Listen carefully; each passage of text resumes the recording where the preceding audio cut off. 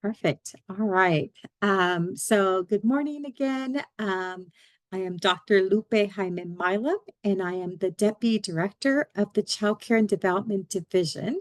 And I'm excited to be here today to provide information on the budget update for the Child Care and Development Division programs within the early care and education.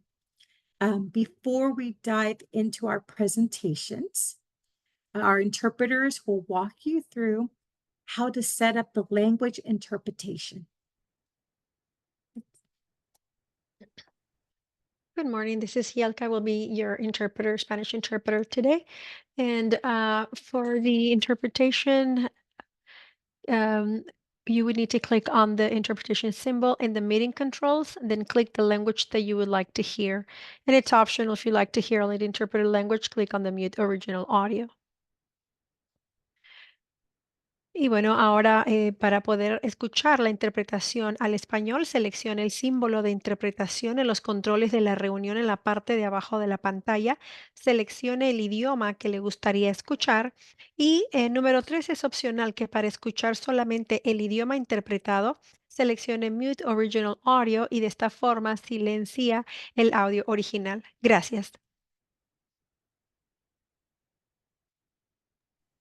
Thank you for that. So welcome again to the 2024 Child Care and Development May revision for the 24-25 governor's budget. It is important to note that the May revise is a proposed solution to assist in addressing the budget shortfall in an effort to propose a balanced budget. It is not finalized, and so we still have some more steps before we get to a final budget. And the administration looks forward to engaging with the legislator in the upcoming months. Thank you for switching to the next slide. You'll notice that, and I just a note for myself and for the presenters, that we will be speaking slower than our typical pace to make sure that the interpretation is able to be provided.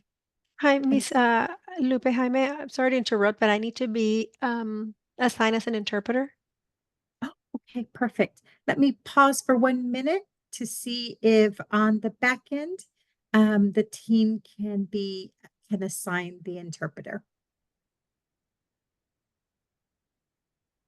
We're doing that right now. 1 moment. Okay, thank you. Perfect. So I'll give it another 10 seconds to just make sure. There it is. Language interpretation is available. So it sounds like we're all set. Okay, perfect. All right. During this briefing, we will focus on a few elements of the May revise. As you know, the state is facing a budget deficit, and it includes budget solutions to address this for multi-year approaches. The May revision preserves grants and programs and assistance that goes directly to families in many core services, while also proposing some budget solutions to address the shortfall. In this presentation, we will explain the pause in regards to the child care slot expansion. We will also explain the emergency child care bridge funding reduction proposal. And we will also hear from the Department of Finance on the transitional kindergartner and California state preschool programs.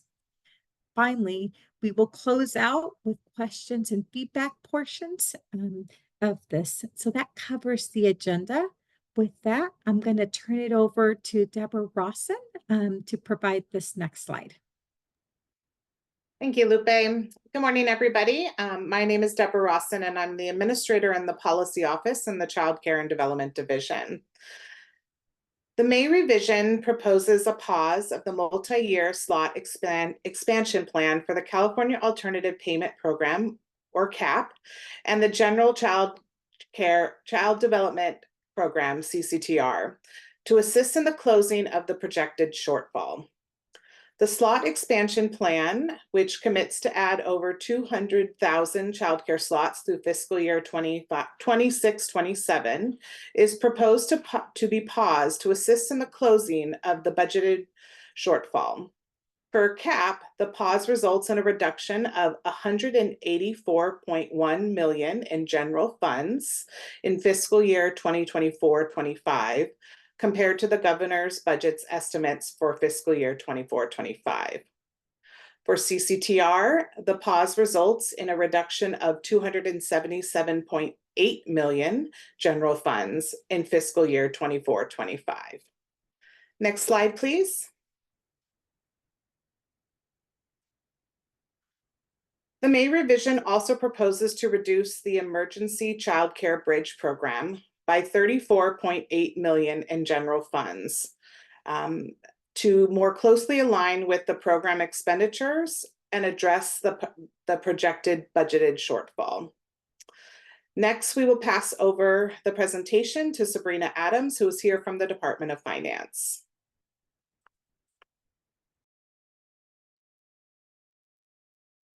Thank you. This slide covers transitional kindergarten and the California State Preschool Program proposals that are included in the May revision for fiscal year 2024-25. Starting off with transitional kindergarten, the May revision revises governor's budget estimates to reflect the continued implementation of universal transitional kindergarten.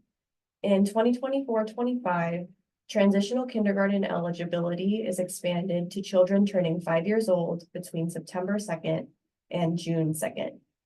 To support the third year of transitional kindergarten eligibility expansion, the May revision includes $526 million ongoing Proposition 98 general fund.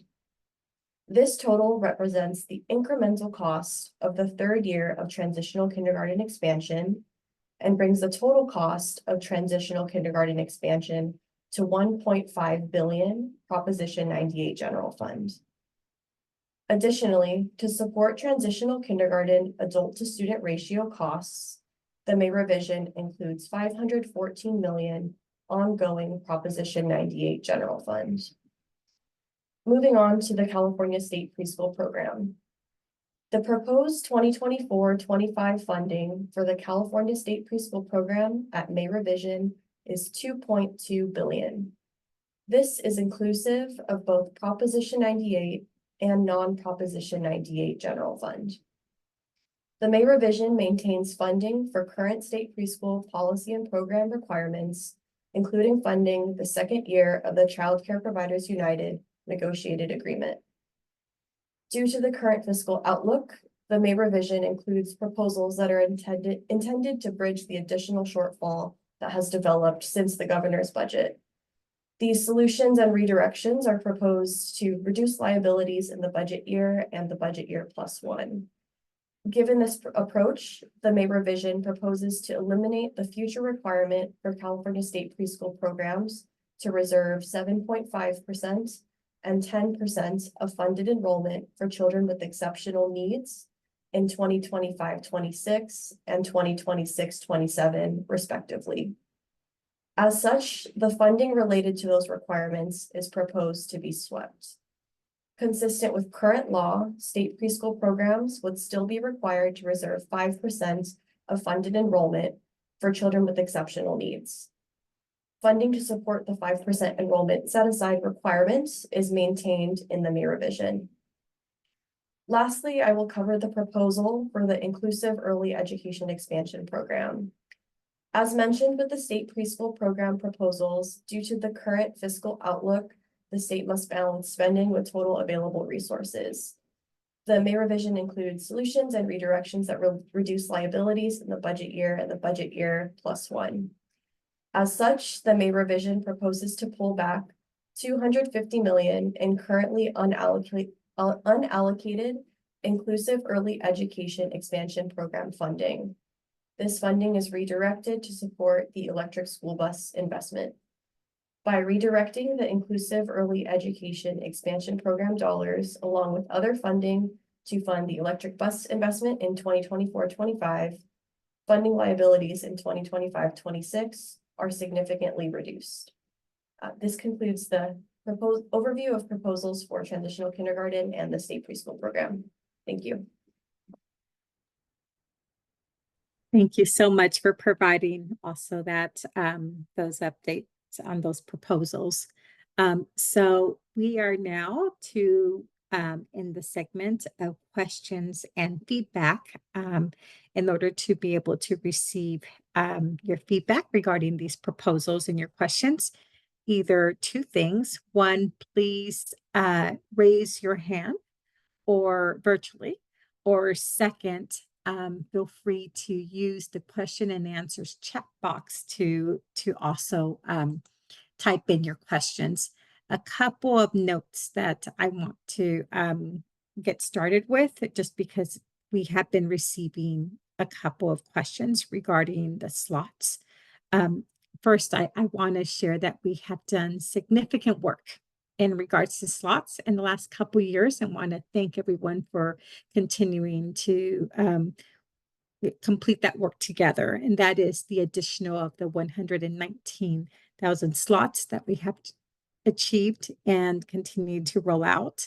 And so those are something that we want to continue to celebrate, as we know that those were historic investments that we had not had in this, that we had not had before.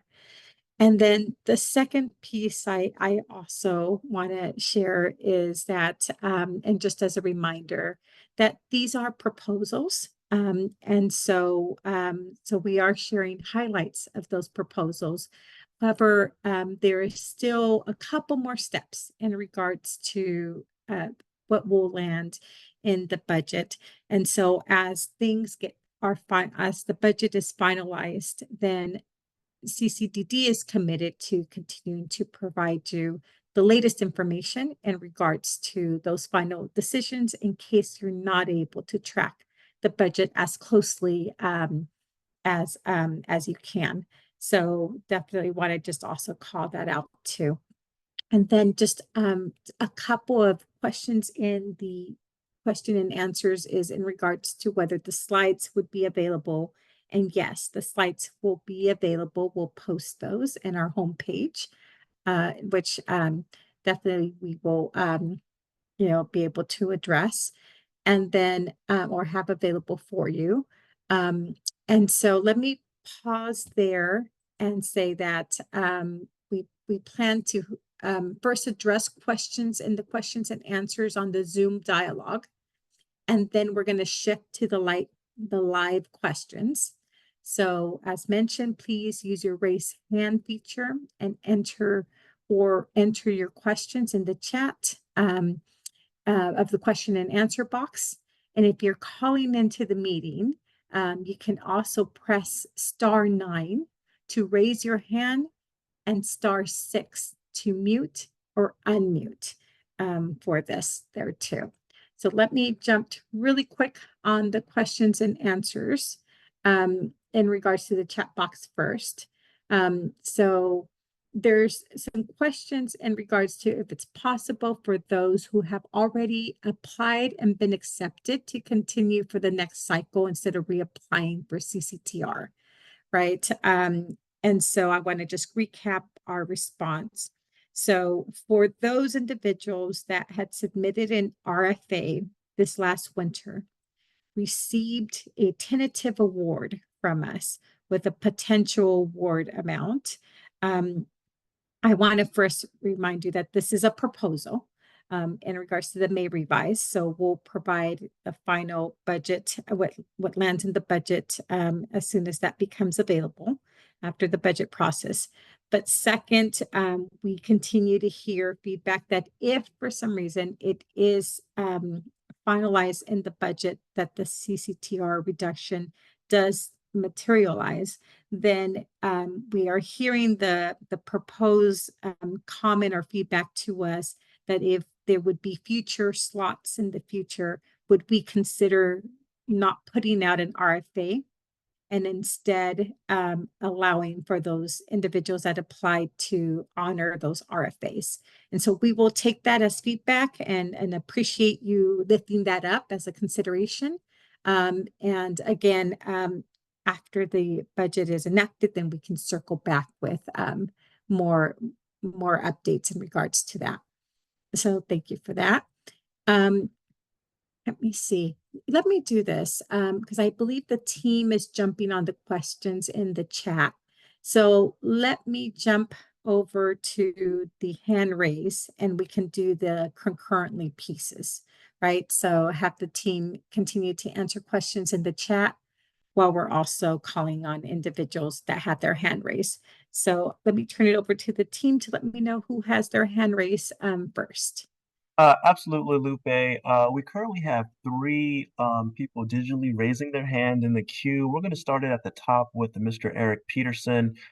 Eric, I'm selecting the allow to talk. You're more than welcome to pose your question lively. Please unmute yourself and you're welcome to do so. Thank you.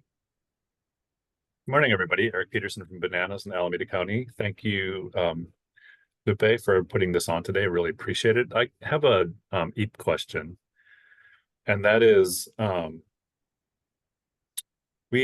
county applied for EAP money, and it sounds like the same thing's happening where they're not even going to consider the applications this year, and our existing EAP money is expiring. So I'm just a little confused. Does that mean there's not really going to be any EAP money at all going out for the next 2 years? So can I turn that question to the Department of Finance, either Sabrina or the team? And this question has to do, and thank you, Eric, for the question, in regards to the EAPS dollars and whether that's a multi-year reduction. So I'll pause there. Yes, so the proposal in the May revision is proposing to pull back the 250 million in unallocated dollars. I'm not sure if Brittany would like to add anything, but that's currently what the May revision is proposing. Yeah, but like for instance, our existing EAP money is expiring. So does that mean we just don't get any this year or next year? It's not proposing anything to it's not proposing any changes to dollars that are already allocated. So I can't speak to the funds that are expiring. But the current being proposed is that the 250 million in unallocated dollars is being proposed to be swept or pulled back. Okay, thanks. Yeah, just to echo Sabrina, if what you applied for is that $250 million pot, that is what's proposed to be pulled back because that hasn't been awarded yet. Okay.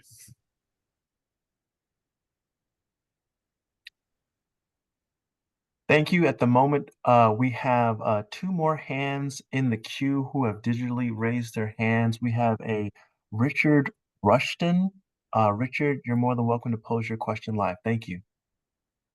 Good morning. A quick question. I just wanted to know what are the COLAs that were preserved in the May revise between or PCE and K through 12? The Department of Finance, let me pivot to you in regards to the question regarding the COLAs and the TK through 12. So for the state preschool program, there is no COLA being proposed pursuant to AB 116.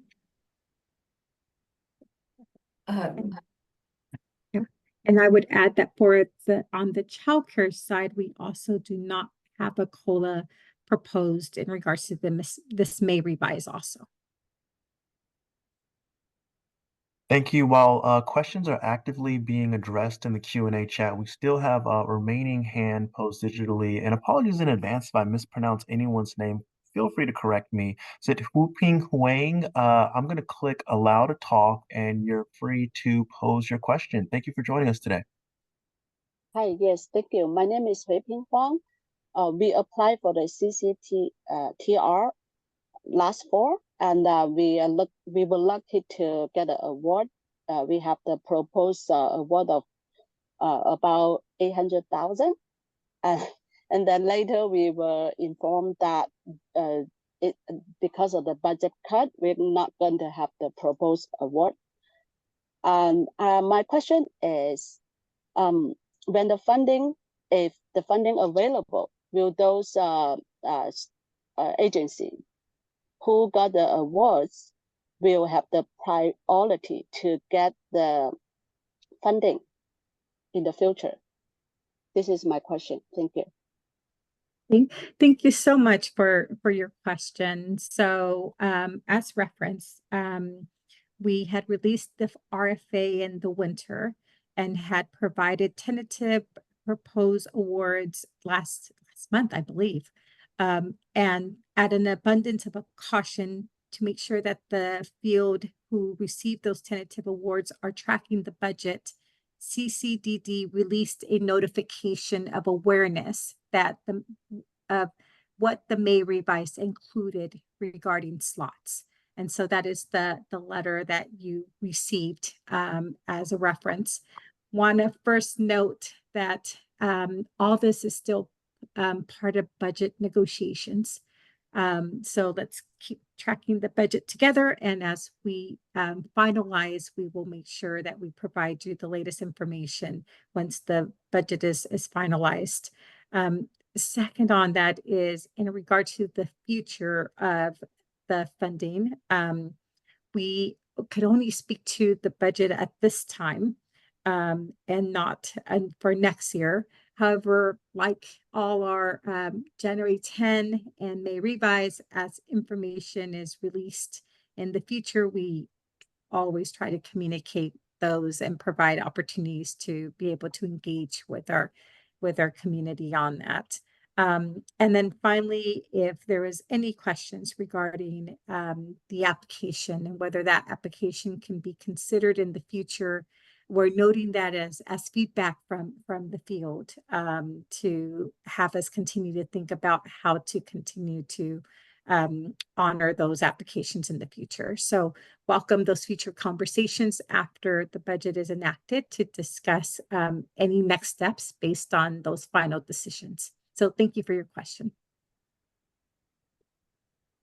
Thank you, Lupe. At the moment, we don't have any additional hands that are digitally raised. We currently have questions being addressed in the Q&A. We have a question posed from Angie Lopez. It reads as follows. Well, actually, it's being addressed right now. Does the electric school bus investment include the transportation of preschool age children? From Angie Lopez. So I'm going to turn this question to Department of Finance, and I'm going to lump the two together.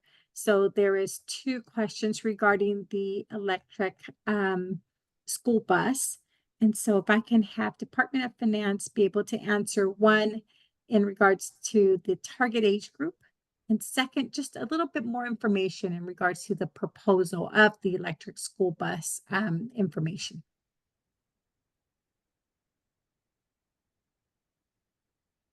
Hi, thank you for the question.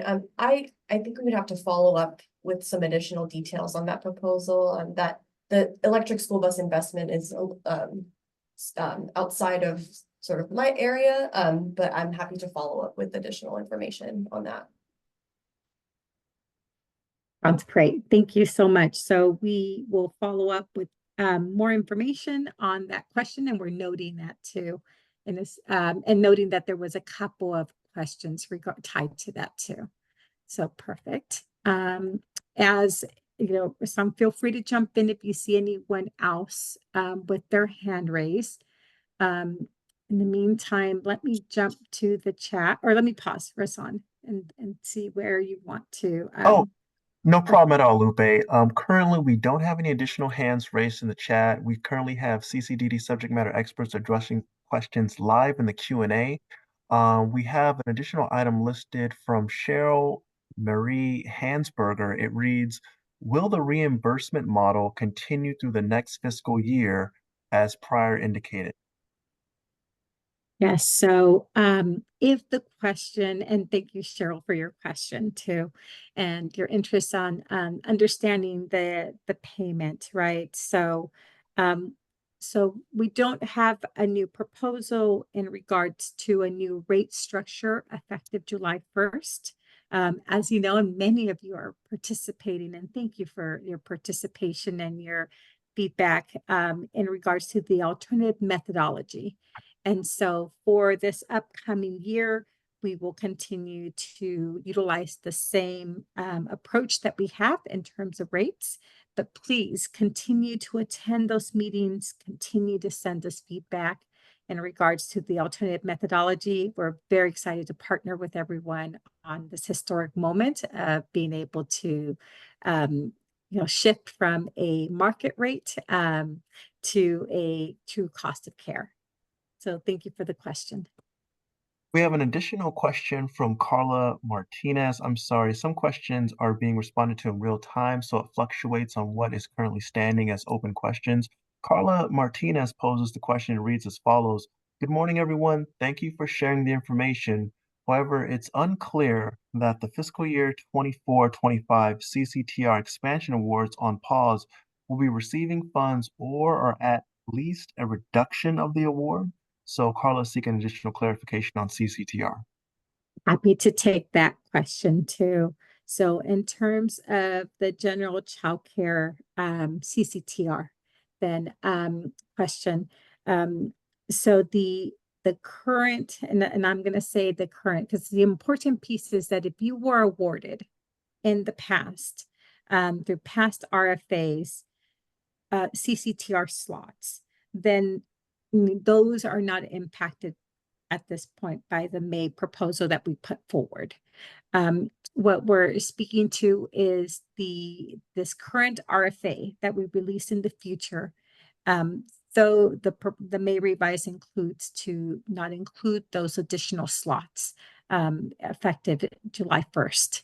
And so, so then if you received a tentative award to expand last month is when we issued it, then you should have received maybe 1 or 2 days ago a letter notification just to share with you what was included in the budget. So you're tracking those that there is a proposal that speaks to those slots. And as the budget gets finalized, then we will provide you then the final outcome of that award. As a reminder, it was a tentative proposed award, not a contract.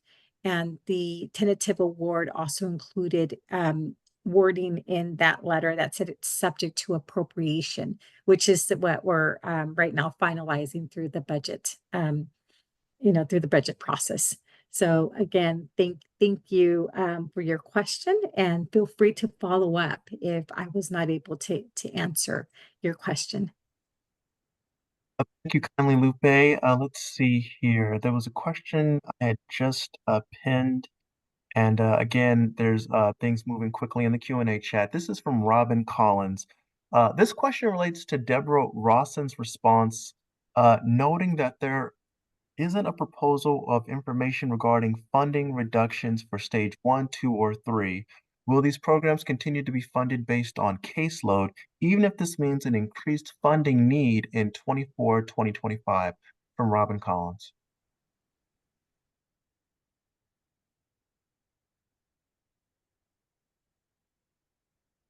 Let me pause and see if Deborah Rawson, it sounds like there is a follow-up to your response from Robin. Yes, I responded to her to let her know that the proposals are not impacting stages 1, 2, and 3. And I don't know if Robin can come off mute if she has more clarifying questions. Thank you for that, Deborah. And just to humbly submit to the audience, you're also welcome to raise your hand. I can click the item to allow you to talk. You're free to unmute yourself and pose your question live and offer additional clarification to any inquiry you submit. You're welcome to do so. So stage 1 and 2 are considered entitlements, and those are caseload based. So, and adjust. Oh, sorry, Eric, did you have a question for us? Oh, am I unmuted? Yeah. Wow, I'm sorry about that, but I don't know how to unmute myself. That's all right. No worries at all. So as referenced, then stage 1 and 2 are considered caseload entitlements, right? So those get then adjusted according to the caseloads pieces. So when you speak about whether there is an impact to the CalWORKs reductions, and our fiscal team can jump on to augment what I'm going to say, is that those then get, like previous years, we just adjust accordingly based on utilization. Fiscal estimates team, anything else you want to add to that? Yeah, this is Joey from Fiscal Forecasting. I just echo what Lupe was communicating in how we treat CalWORK Stage 1 and 2 as entitlement programs. So moving forward, we would continue that thread as proposed. Thank you for that. Okay, we have additional questions in the Q&A chat. Let's see. This is from Maria Ayala. Apologies if I mispronounced your name. Can I please be added to the list? She leaves her email. Okay, and so CCDD staff behind the scenes will be sure to address that. Thank you for posing that request. We have an additional question from Kim Shaft. It reads as follows: with the cuts to the bridge program, what are the implications for the R&Rs? From Kim Shaft. Yeah, so there is a proposed reduction to the bridge program, and that reduction is based on underutilization in the last few years to better understand what is the how to right size and these that particular program. At this point, the impact to that would be where if that proposal is finalized in the budget enactment, then we typically work with CWDA to be able to work on a allocation formula for that. And then, of course, then that includes then a certain percentage that goes out to the navigation, for example, that remains the same, and the certain percentage that goes out to slots, that will then, that same type of approach will continue. What that finally materialize in contracts will be dependent on both the budget enactment, finding what is finalized in that budget, and then second, also conversations with CWDA on those final allocations regarding that, the bridge program. Thank you kindly. We currently don't have any additional hands raised live, so we do have some volume in the Q&A chat. So I'll be sure to do our best to address as many questions as we can, given the time allotted. We have one from Michelle Joseph. It reads as follows: if we've received an award through RFA in the 22-23 year, but have not received those funds due to pending licensure, will we receive those funds in 24-25? From Michelle Joseph. Yeah, so the May revise proposed reductions does not include previous slot dollars that were awarded. So recommendation, of course, is to continue to work with your fiscal analyst and your PQI consultant for technical assistance as you are excited to hear that you will be licensed hopefully soon. I know you said a pending license, but I'm putting it in the universe that will happen soon. And then we will be able to then work with you in regards to those awards and the fine to issue contracts. So thank you for that question. Rasan, I want to jump to the first one on the chat and read Kathy Scott's question. This is a question for Department of Finance. It says, am I understanding correctly that there is no cuts and in fact an increase in funding to support ratios and TK? I'm thinking that it may be a good idea to maybe go back to that one slide where the Department of Finance team was able to highlight some of these these budget proposals, and see if you want to just highlight anything based on that slide. Yes, happy to take that question. So the May revision continues the statutory rollout of transitional kindergarten and provides funding to support the third year of TK eligibility expansion. So in the third year of expansion, we would be expanding access to TK for children turning 5 years old between September 2nd and June 2nd. Perfect. And I do have one additional thing to note, because I saw this question in the chat as well. If you see any reduction in TK, we wouldn't necessarily characterize that as a cut. What we did is revise our methodology to be based on ADA rather than enrollment. So switching from enrollment to ADA, it did lead to a reduction, but we wouldn't characterize that as a cut. More of a right sizing. And I would say the same thing in regards to the bridge question, because I know there's worries about disenrollment and et cetera. And so there is no impact to the current service level in regards to the bridge contract also. And Rasan, I think we have a couple of individuals with their hand raised. Absolutely. We have a Pauline McCarthy. So, Pauline, I've adjusted your settings. You're now welcome to unmute yourself and pose your question live. Thank you for joining us today.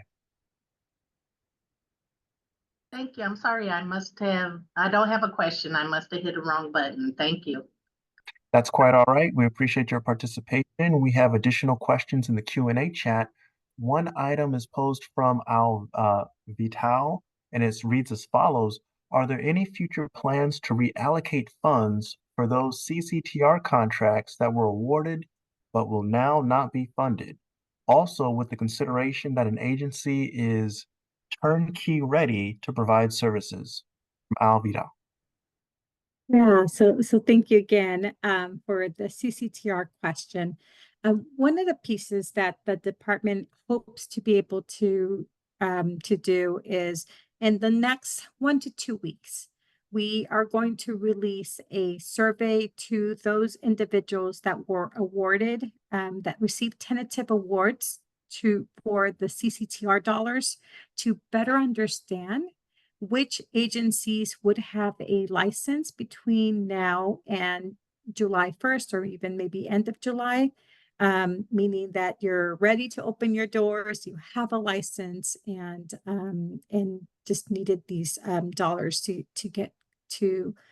get going. And so please look out for that email and complete it as soon as possible, as we're just collecting data that will help inform also our conversations and our thoughts on this topic. So appreciate your question.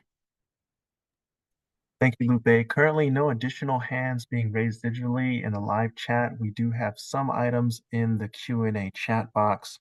Some of them, actually a good number of them, are actually being addressed in real time by CCDD subject matter experts. We have a question from Tony Jordan. It reads as follows. For foster bridge programs that are not underutilized, will those agencies remain whole? And those that are I'm sorry. Sometimes the questions jump while we're reading them. I found my place again. Sorry about that. Let's see. For foster bridge programs that are not underutilized, will those agencies remain whole, and those that are underutilized take the reduction, i.e., let's see, it reads, using a scalpel versus an axe when doing cuts. Similar question for CalWorks Home Visiting Initiative. How will that program be impacted? From Tony Jordan. Yeah, so again, thank you, Tony. I appreciate that question. So again, just stating that these are proposals, and so we will wait for the final budget to be able to provide future guidance. Typically with the bridge contract, we do work with our CWDA contractor to be able to look at allocations and be able to then go provide a allocation schedule accordingly based on those conversations. So part of that conversation includes discussions around underutilization as well as overutilization and how to be able to adjust accordingly based on that. So more information to come. Now, in terms of the home visitation initiative, unfortunately, for today's webinar, we would not be covering any topics outside of the early care and education field, but we are happy to take any questions that are outside of that back and circle back with the individuals. Thank you, Lupe. We have a question from Leslie Nelson. It reads as follows, and as always, we have some fluctuation in the Q&A chat. Is the 2.2 billion for CSPP in 24-25 a reduction from the original proposed amount? From Leslie Nelson. Hi, happy to take that question. So for the Proposition 98 side of the state preschool program, there is a decrease from the governor's budget of 9.2 million Proposition 98 general fund.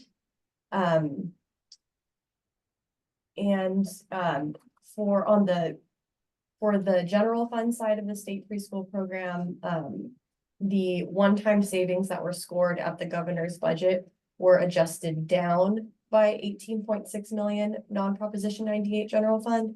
So those two adjustments were included in the revised state preschool program estimates for May revision. Thank you kindly for that feedback. An additional question posed from Elizabeth Rodriguez. It reads as follows. If budget is reinstated, if not all prelim awardees are ready by July 1st, would the department please consider opening RFP and allow others who are ready to apply and begin serving children as soon as possible?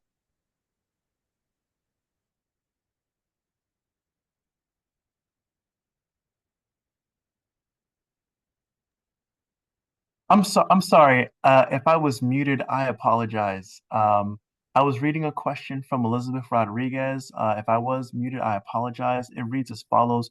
If budget is reinstated, if not all prelim awardees are ready by 7/1, would the department please consider opening RFP and allow others who are ready to apply and begin serving children as soon as possible? Yeah. So, and Rasan, you weren't muted. I was finishing up a response, and so I needed just a pause to jump to your response. I should have at least acknowledged that. So Elizabeth, thank you for your question in regards to the consideration of having others be able to apply for the CCTR funding if it's included in the budget. And so we will definitely take this in as feedback, and we'll continue to track this and note this feedback. So thank you for that. Thank you kindly. The Q&A chat box is scaling down. Special thanks to all the subject matter experts and CCDD who are promptly responding to all the questions and concerns of the audience today. We have a final question from Vivian Jacopi, and it reads as follows. Can you please review the cuts to TK programs?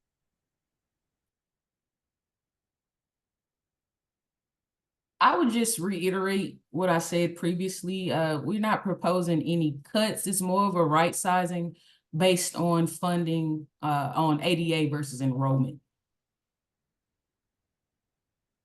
Thank you for that feedback. At this current moment, we don't have any additional hands raised live in the live chat. We don't have any questions posed in the Q&A chat. And special thanks to subject matter experts from CDSS and our partners for assisting us today. Perfect. All right. So appreciate the team again. We've gone through quite a few questions, both live as well as through our question and answers. Again, we welcome all feedback in regards to the May revised proposals, as well as want to just remind everyone that these proposals are to address a multi-year. However, we will continue to provide everyone more information once the budget is finalized, and of course, provide any guidance on what that final budget includes. And so with that, then I'm going to jump to this thank you slide to again send my sincere appreciations to everyone that is on this call and the many others who were not able to join. I know that these last few years have been included with lots of changes. We've had historic investments that included both the shift to an alternative methodology, the increase of slots of 119,000 slots, as well as many more efforts. And many of these efforts were successful in regards to supporting families because of all of you, your dedication, your support, and your continuing honest feedback to us of how we can continue to operate these programs. And so I'm expressing sincere gratitude to that and more. And so if we have on here a couple of pieces that we're going to put, a couple of websites that or links that we're going to put in the chat that includes where you can continue to sign up for updates, as well as continuing to learn about us and where the slides are going to be posted to make sure that you have the latest information. With that, that concludes our engagement for today. I am going to have the chat remain open for another maybe 2 to 3 minutes to make sure that the team is finalizing those final responses to those couple questions that are being answered. And please know that this is not the only time you can dialogue with us. You're more than welcome to also reach out and continue to provide your feedback. So again, thank you everyone for joining. Thank you for the team for answering questions. Thank you for the interpretation team for continuing to provide us support during these meetings. And have a wonderful day.